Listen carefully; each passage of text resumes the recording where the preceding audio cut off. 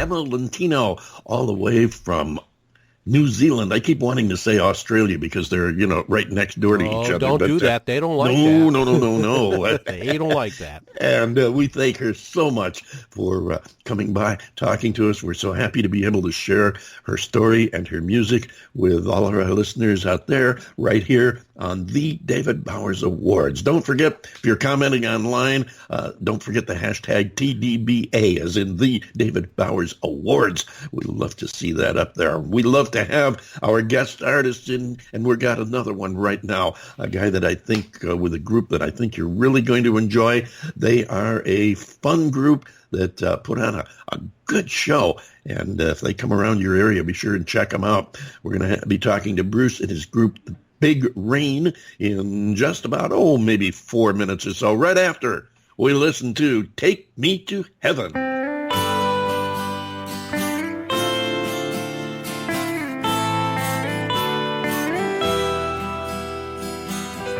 I go crazy when I see your smile. Kiss me, girl, take me to heaven. I go wild when I see your face. Love me, girl, take me to heaven. I miss you when I'm on the road. I want you by my side to share this load. In this world where it's hard to catch a break, losing you would be my biggest mistake. Oh yes it would. I go crazy when I see your smile. Kiss me, girl, take me to heaven. I go wild when I see your face. Love me, girl, take me to heaven. Tonight,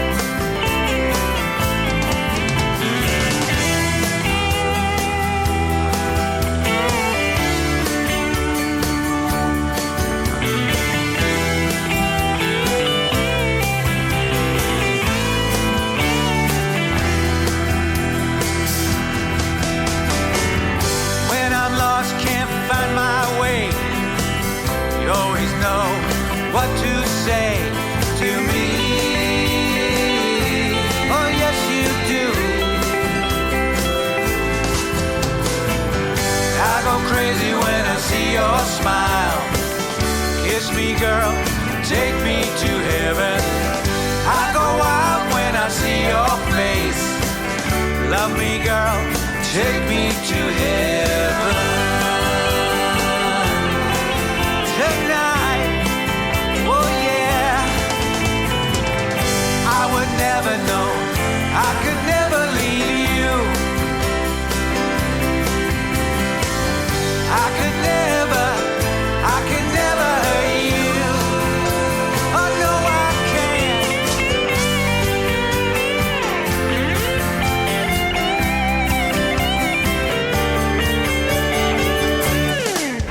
I go crazy when I see your smile.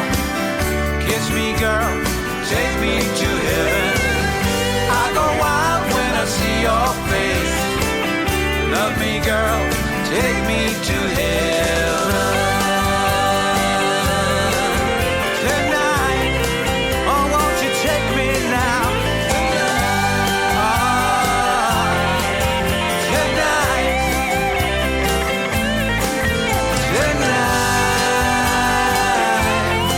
oh tonight, oh take me there. Tonight, oh, I go crazy when I see your smile. Take Me to Heaven. That's Bruce Guyn and Big Rain, and Bruce is here with us right now. Say hello, Bruce. Well, hello. How is everybody doing? How are you doing, David? Doing just great. Fantastic to have you here with us today. Look forward to this for some time, and it's really good to have you on the show, and hope to be able to share some of the insights of you and your band. First, tell us a little bit about you and the band, how long you've been together, how you got to where you are. Okay. Boy, that's a long story. I'll keep it short, my friend. Big Rain was the original name of the band. We started in about 1994. And the quick story, the quick reality of what happened was I was in a fitness gym exercising one day, and it was during a time when I was producing an album called Sound of Freedom, and it was my actually ended up to be my first independent album release. And I was in this health club doing my normal exercise, and I overhear this guy across the room saying, "God, I really need to find a singer. I want somebody to work with." And for some reason, I perked up and I said, "I can sing." and his name was Peter Alimo, and we just struck it off. And I said, "Look, I'm working on this album called Sound of Freedom. It's about halfway done. You want to check it out, see what's up. Maybe we can do something together, and let's see what happens." He came over one day to my studio, and we plugged in and we sang about one chorus together. We looked at each other and said, "I think this is a keeper," and that's how it's really started, to be honest with you. Awesome. Now you call your sound the Redwood Coast sound. Tell us what that is. Well, the Redwood Coast sound is an evolution of the music in my mind, and it's a couple of things. One is when we first came out, the music has gone through a long evolution over the last 25 years. But when we first got together, we were more of a rock, blues, crossover with other things, because the Santa Cruz area is a very musically diverse place, and everyone comes and plays. You hear a little bit of everything. You hear world music. You hear everything. So we kind of got influenced by a lot of different things, but I think we both had I've always had a strong rock and blues orientation from when I was a little child. When I heard Billie Holiday sing, it just kind of it just changed. Something happened there, and it caused all these problems now. So anyway. Yeah, there's been a lot of people that have been influenced one way or another from Billie Holiday. That's not a bad route. There's something like, I don't know what it is that she does, but it's something else. But anyway, so over the years it evolved, and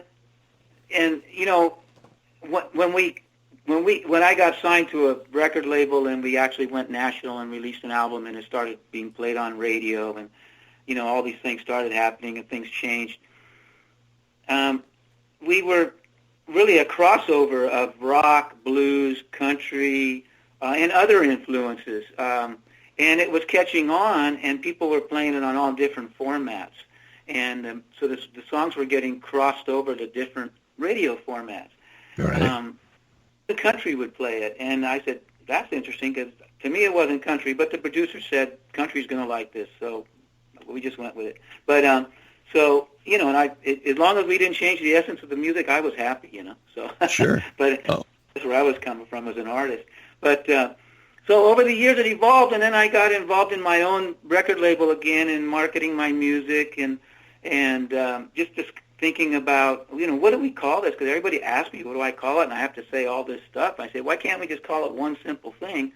And so this fellow that I knew who kind of pushed me to, come up with something, make it geographical, just something that people can grab onto.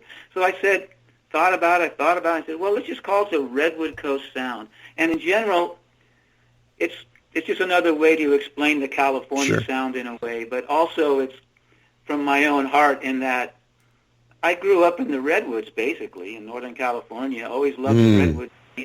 All this music I wrote was almost under a redwood tree here in my house. So I looked at that redwood tree and I said, let's just call it the Redwood Coast sound. And it seems to have caught on. People seem to understand what I'm saying. So hey, we got the Nashville sound, the Memphis sound. Why not the Redwood Coast sound? I like that. Really, it's a great moniker. It really is. It is. Yeah, it good. Definitely. I've been working with it for about 3 years, and it's caught on. I didn't think it would, but marketing's a funny funny animal.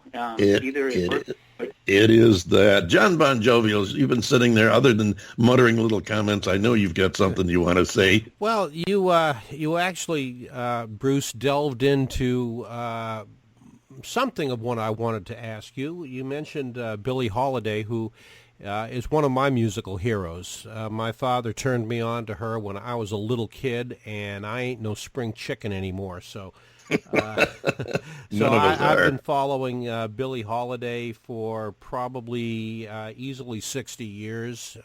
She was just an absolutely wonderful artist, and there's been nobody before her or since.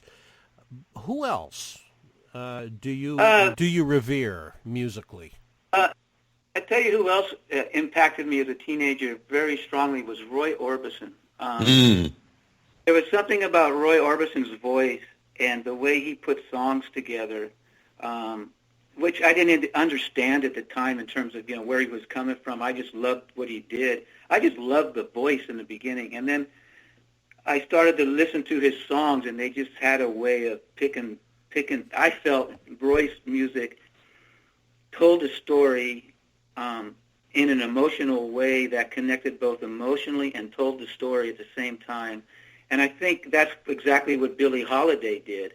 And so the two have a similar, in my,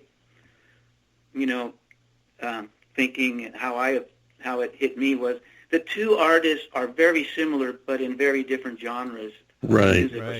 And Roy Orbison had a very unique gift, other than the fact that he was extremely talented, but he was able to cover a full 3 octaves, which is